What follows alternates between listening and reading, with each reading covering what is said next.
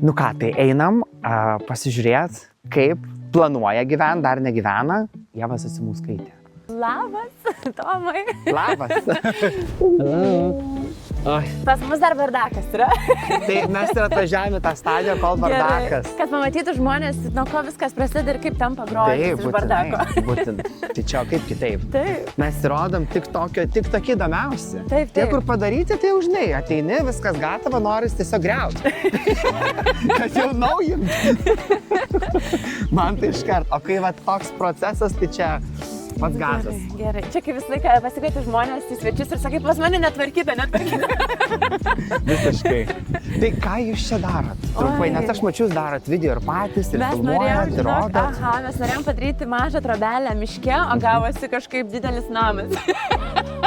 Čia ne trobelė. Gavosi didelis namas miške Čia ir toks. jo, čia gavosi toks tiesiog didelis namas. Ir Jo. gavosi namo projektas, nors pradžioje visiškai kitaip galvojom, bet galvom padarysim mažą, čia buvo užvadinta Bali Home. Jo, buvo taip užvadinta, kad Bali Home, bet gavosi, nežinau, Bali House, ar kaip čia pasakyti, bet Wow. labai norėjus tokio balietiško stiliaus žodžiu ir kad viskas būtų toks rankų darbo, labai jauku. Tai va, mano vyras pats ir stato viską, jam padeda labai nuostabus mūsų draugai. Ir, nu va, ir pažiūrėsim, kas gausis, visiškai nežinau, žinok, tiesiog tai, žinai, teku ir va žiūriu, kur viskas nuves. Geras, nerealiai. Atrodo tai labai įspūdingai. Čia, kas iškart turiu paklausti, nes Taip. labai gražus namas, tai kas sugalvojo stilių šitą namą, nes šitą stilistiką, kurią aš matau, tai jinai yra tokia Scandinavian barn house. Taip, iš išorės, ane? Taip. Ir viduje pamatysi, truputėlį tas jausmas yra kaip klėtis tokia atrodo, Jo. kur šieno, toks noris ant šieno miegoti. Bet čia toks skandinaviškas stiliaus, jie Taip. tokie dideli, labai aukštų trikampių stogų.